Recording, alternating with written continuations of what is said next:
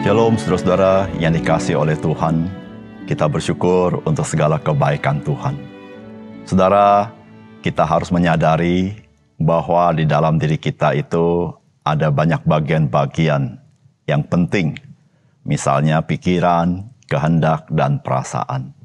Dan terus terang saudara, bahwa hidup kita sangat dipengaruhi oleh perasaan kita. Bagaimanapun kita memahami sesuatu, bagaimanapun kita menginginkan sesuatu atau menghendaki sesuatu, tetapi jikalau perasaan kita tidak kondusif, maka kita menjadi begitu berat melakukannya. Oleh karena itu saudara, penting sekali sebagai orang percaya, kita juga bertumbuh dewasa di dalam emosi dan perasaan kita. Sehingga dengan demikian, kita boleh hidup menyenangkan hati Tuhan. Salam jumpa dalam program Tuhan adalah Gembalaku.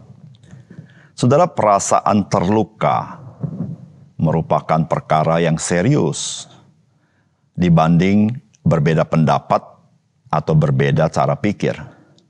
Seorang bisa saja, saudara, berdebat dengan sengit dengan orang lain terkait dengan perbedaan pandangan. Namun setelah perdebatan itu, mereka bisa bersahabat kembali, betapapun sengitnya perdebatan itu. Tetapi saudara, jangan sekali-kali melukai perasaan seseorang. Karena hal itu akan sulit dan butuh waktu yang lama untuk memulihkannya. Oleh karena itu, ada kalimat seperti ini. Perkataan yang terucap tidak dapat ditarik kembali. Saudara, maksudnya perkataan ini adalah perkataan yang menusuk hati tidak dapat dengan mudah untuk kita batalkan dan orang tersebut langsung memahaminya. Oleh karena itu saudara, mari kita bijaksana ya di dalam bertutur kata, di dalam bertindak atau berbuat. Juga kita sadar bahwa perasaan terluka yang sulit untuk dipulihkan membuat kita juga berjaga-jaga untuk hal ini. Namun saudara, perasaan terluka bukannya tidak dapat dipulihkan. Dia dapat dipulihkan. Oleh karena itu saudara, betapapun sulitnya perasaan terluka untuk pulih. Tetapi bagi Tuhan, tidak ada yang mustahil, saudara. Saudara, mari kita membaca firman Tuhan dari 2 Samuel pasal yang ke-14. Ketika Yoab anak Seruya mengetahui bahwa hati raja merindukan Absalom, maka ia menyuruh orang ke Tekoa menjemput dari sana seorang perempuan yang bijaksana. Lalu ia berkata kepada perempuan itu, "Berlakukah pura-pura berkabung dan pakailah pakaian berkabung. Janganlah berurap dengan minyak dan berlakulah seperti seorang perempuan yang telah lama berkabung karena seorang mati." Kemudian masuklah menghadapi raja dan berbicaralah kepadanya seperti ini. Lalu Yoab menaruh perkataannya ke dalam mulut perempuan itu. Ketika perempuan Tekoa itu masuk menghadap raja, sujudlah ia dengan mukanya ke tanah dan menyembah sambil berkata, "Tolonglah ya tuanku raja." Raja bertanya kepadanya, "Ada apa?" Jawabnya, "Aku ini seorang janda, sebab suamiku sudah mati. Hambamu ini mempunyai 2 orang anak laki-laki. Mereka berkelahi di padang dan mereka tidak ada yang memisahkan. Maka yang satu memukul yang lain dan membunuh dia. Dan sekarang seluruh kaum keluarga bangkit melawan hambamu ini. Dan mereka berkata, serahkanlah orang yang membunuh saudaranya itu, supaya kami menghukum mati ganti nyawa saudaranya yang telah dibunuhnya itu. Dan supaya kami memunahkan juga ahli waris itu. Mereka hendak memunahkan keturunanku yang masih tersisa itu, dengan tidak meninggalkan nama atau keturunan bagi suamiku di muka bumi." Lalu berbicara raja kepada perempuan itu, "Pulanglah ke rumahmu, mengenai engkau akan kuberi perintah." Perempuan Tekoa itu berkata kepada raja, "Aku dan keluargaku akan menanggung kesalahan itu, ya tuanku raja." Tetapi raja dan tahtanya tidak bersalah. Lalu berkatalah raja, "Jika ada orang yang mengatakan apa-apa lagi terhadap engkau, bawalah orang itu menghadap aku. Maka ia tidak akan mengusik engkau lagi." Kata perempuan itu, "Kiranya raja ingat kepada Tuhan Allahmu, supaya si penuntut tebusan darah jangan terlalu banyak menimbulkan kemusnahan, dan supaya mereka jangan memunahkan anakku itu." Lalu berkatalah raja, "Demi Tuhan yang hidup, sehelai rambut pun dari kepala anakmu itu takkan jatuh ke bumi." Kemudian berkatalah perempuan itu, "Izinkanlah hambamu ini berkata sepatah kata lagi kepada tuanku raja." Jawabnya, "Katakanlah." Berkatalah perempuan itu, "Mengapa raja merancang hal yang demikian terhadap umat Allah? Oleh karena tuanku mengucapkan perkataan ini, maka tuanku sendirilah yang bersalah dengan tidak mengizinkan pulang orang yang telah dibuangnya. Sebab kita pasti mati, kita seperti air yang tercurah ke bumi yang tidak terkumpulkan. Tetapi Allah tidak mengambil nyawa orang, melainkan Ia merancang supaya seorang yang terbuang jangan tinggal terbuang daripadanya. Maka sekarang aku datang mengatakan perkataan ini kepada Tuanku Raja, karena orang banyak itu telah menakut-nakuti aku. Sebab itu pikir hambamu ini, baiklah aku berbicara dahulu dengan Raja, mungkin Raja mengabulkan permohonan hambamu ini. Sebab Raja akan mendengarkan aku dan akan melepaskan hambamu ini dari tangan orang yang hendak memunahkan aku dan anakku bersama-sama dari milik pusaka Allah. Juga hambamu ini berpikir, perkataan Tuanku Raja tentulah akan menenangkan hati. Sebab seperti malaikat Allah, demikianlah Tuanku Raja yang dapat membeda-bedakan apa yang baik dan yang jahat. Dan Tuhan Allahmu kiranya menyertai Tuanku. Lalu Raja menjawab katanya kepada perempuan itu, baiklah, jangan sembunyikan kepadaku apa yang hendak kau kutanyakan kepadamu. Kata perempuan itu, berkatalah kiranya Tuanku Raja. Kemudian bertanyalah Raja, adakah Yoab campur tangan dengan engkau dalam semuanya ini? Perempuan itu menjawab, demi hidupmu, Tuanku Raja. Tidaklah mungkin untuk menyimpang ke kanan atau ke kiri dari segala yang Tuanku Raja katakan. Sesungguhnya hambamu, Yoab, yang memerintahkan aku. Dialah yang menaruh ke dalam mulut hambamu segala perkataan ini. Dengan maksud untuk mengubah rupa perkara itu. Maka hambamu, Yoab, melakukan perkara ini, tetapi Tuanku bijaksana sama seperti malaikat Allah, sehingga mengetahui semua yang terjadi di bumi. Sesudah itu berkatalah Raja kepada Yoab, baik, kukabulkan permohonan ini. Pergilah, bawalah kembali orang muda Absalom itu. Lalu sujudlah Yoab dengan mukanya ke tanah dan menyembah sambil memohon berkat bagi raja. Dan Yoab berkata, pada hari ini hambamu mengetahui bahwa Tuanku Raja suka kepada hambamu, karena Tuanku telah mengabulkan permohonan hambamu ini. Lalu bangunlah Yoab, ia pergi ke Gesur dan membawa Absalom ke Yerusalem. Tetapi berkatalah Raja, ia harus pergi ke rumahnya sendiri. Jangan ia datang ke hadapanku. Jadi pergilah Absalom ke rumahnya sendiri dan tidak datang di hadapan Raja.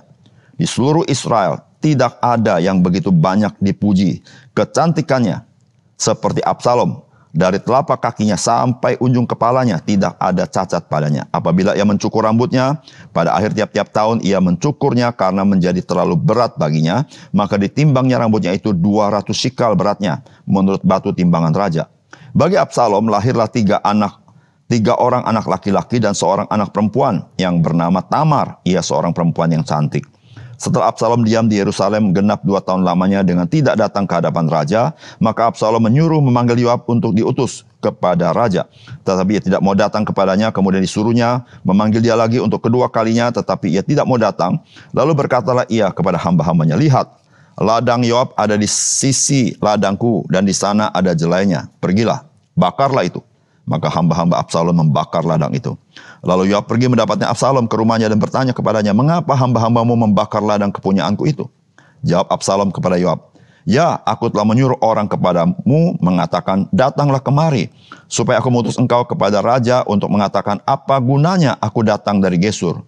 Lebih baik aku masih tinggal di sana, maka sekarang aku mau datang ke hadapan raja, jika aku bersalah, biarlah ia menghukum aku mati. Kemudian masuklah Yoab menghadap raja dan memberitahukan hal itu kepadanya. Raja memanggil Absalom dan ia masuk menghadap raja, lalu sujud ke hadapan raja dengan mukanya ke tanah. Lalu raja mencium Absalom. Saudara yang dikasihi oleh Tuhan, Raja Daud masih berduka cita atas kematian putranya, yaitu Amnon, yang dibunuh oleh Absalom. Saudara, Absalom itu saudara daripada Amnon. Dan Absalom membunuh saudaranya sendiri, saudara. Oleh karena itu, hati Raja Daud itu masih marah dan mungkin benci juga dengan Absalom karena perbuatan yang keji itu. Yoab mengetahui itu. Dan Yoab mengambil cara agar Raja Daud tidak berlarut-larut benci terhadap Absalom. Mungkin Yoab melihat bahwa perasaan Daud itu mengganggu kehidupan Raja Daud itu sendiri. Saudara, sebagaimana kita juga demikian. Jikalau perasaan kita galau, pastilah seluruh kehidupan kita sangat dipengaruhi oleh perasaan kita. Saudara, apakah pesan firman Tuhan dari bagian firman Tuhan yang kita baca? Yang pertama, Saudara, janganlah menggunakan standar ganda di dalam kehidupan kita. Saudara, firman Tuhan berkata begini, berkatalah perempuan itu, mengapa raja merancang hal yang demikian terhadap umat Allah?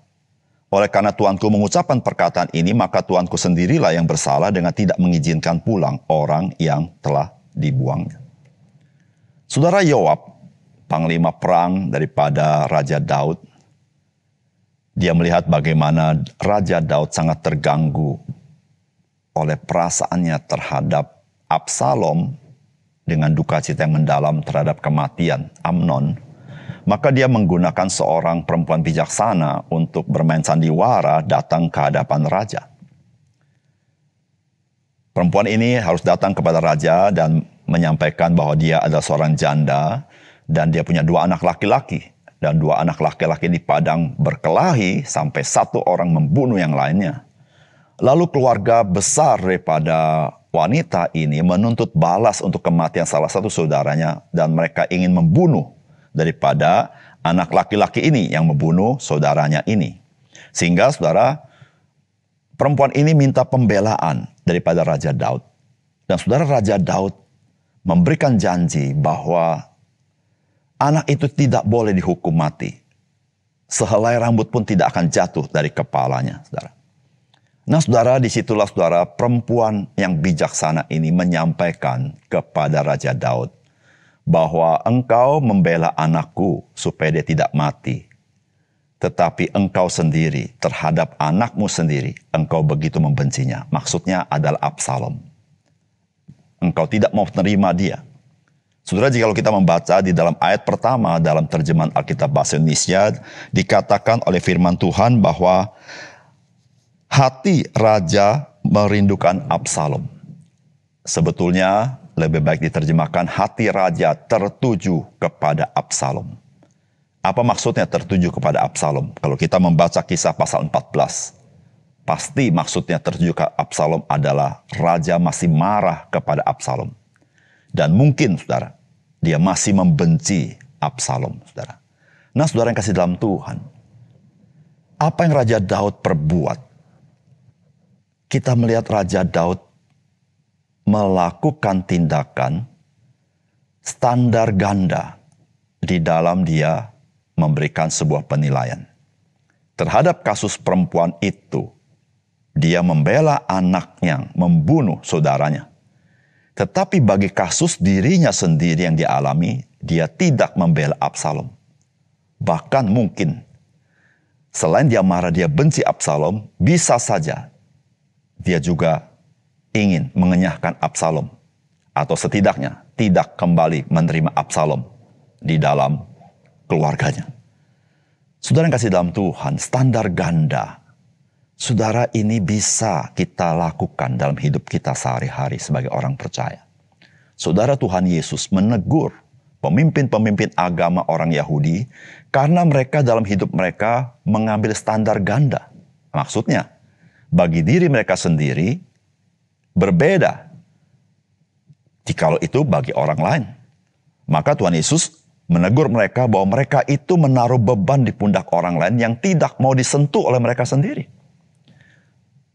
Itu standar ganda, saudara. Saudara yang kasih dalam Tuhan, mari sebagai orang percaya kita berkata kebenaran adalah kebenaran. Yang tidak benar kita katakan tidak benar. Saudara, siapakah orang yang mengatakan kebenaran adalah tidak benar dan ketidakbenaran adalah benar? Itu adalah orang-orang fasik. Orang-orang tidak percaya Tuhan. Orang-orang jahat. Itu Alkitab katakan di kitab Roma. Yaitu orang-orang yang menindas kebenaran, bahkan menyetujui ketidakbenaran. Saudara yang kasih dalam Tuhan, sebagai orang percaya, saudara, kita sudah mengenal Yesus Kristus, dan kita sudah mengenal kebenaran. Saudara, baik terhadap diri kita, baik terhadap orang lain, kita menggunakan penilaian yang tunggal, yaitu berdasarkan kitab suci. Dan saudara, memang kita tahu, ada kalanya, kita tidak mudah menerapkan kebenaran kitab suci. Tetapi saudara-saudara, ingatlah, melakukan firman Tuhan adalah dengan iman. Bukan dengan kekuatan diri kita sendiri. Tetapi kita percaya kalau Tuhan memberikan perintah, Tuhan juga yang memberikan kekuatan dan penyertaan dan berkat bagi kita. Sehingga saudara, kita tidak perlu takut dan khawatir ketika kita ingin melakukan kebenaran firman Tuhan. Yang kedua, saudara memang luka hati memerlukan waktu untuk pulih. Namun pengampunan harus berjalan mendahuluinya. Sebab Tuhan, Dia sanggup memulihkan kita. Saudara, firman Tuhan berkata begini, sesudah itu berkatalah raja kepada Yoab, baik, kukabulkan permohonan ini, pergilah, bawalah kembali orang muda Absalom itu. Kemudian ayat 24 berkata, tetapi berkatalah raja, ia harus pergi ke rumahnya sendiri, jangan ia datang ke hadapanku. Jadi pergilah Absalom ke rumahnya sendiri dan tidak datang ke hadapan raja.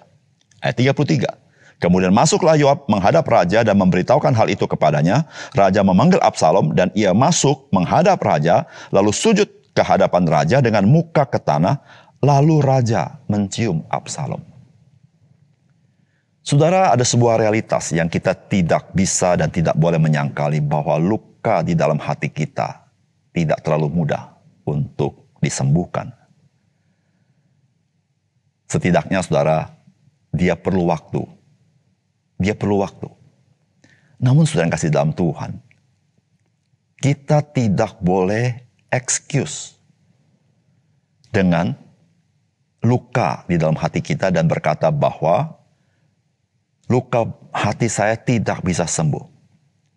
Saudara, sebagai orang percaya, maka apa yang Tuhan ajarkan kepada kita, yaitu ampunilah orang yang bersalah kepadamu. Saudara dan saya, engkau harus melakukan dengan sungguh-sungguh. Saudara, pengampunan mendahului pemulihan luka di dalam hati kita. Saudara, jika engkau tidak pernah bisa mengampuni orang bersalah kepadamu, engkau sedang excuse bahwa luka hatimu tidak seorang pun bisa menyembuhkannya. Berarti engkau berkata, Tuhan juga tidak sanggup memulihkan luka hati saya. Saudara, Tuhan sanggup memulihkan luka hati saudara. Tetapi saudara, engkau dan saya harus melangkah dengan iman. Apa artinya? Mentaati firman Tuhan. Bersandar Tuhan. Engkau dan saya harus belajar mengampuni orang yang bersalah kepadamu. Dan Tuhan, Dia Tuhan yang ajaib. Dia bukan hanya Tuhan yang bisa menyembuhkan orang yang sakit fisiknya. Tuhan bukan saja bisa mengampuni dosa kita, menyembuhkan kita daripada sakit rohani kita, atau membangkitkan rohani kita yang telah mati itu. Tapi Tuhan juga sanggup membebat luka hatimu untuk disembuhkan. Saudara, Raja Daud, dia luka hatinya. Tetapi saudara, ketika dia mengizinkan Absalom pulang, itu memberikan tanda kepada kita, meskipun tidak disebut di Alkitab. Daud mengampuni Absalom. Hanya dia sulit sekali berjumpa muka dengan Absalom, karena dia masih luka hatinya. Setelah 2 tahun, saudara, Raja Daud bisa terima Absalom. Dan dia mencium Absalom, itu tanda bagi orang zaman dahulu bahwa dia menyayangi Absalom. Saudara yang kasih dalam Tuhan, Daud mengalami masa yang sangat sulit karena anak yang paling tua dibunuh oleh saudaranya.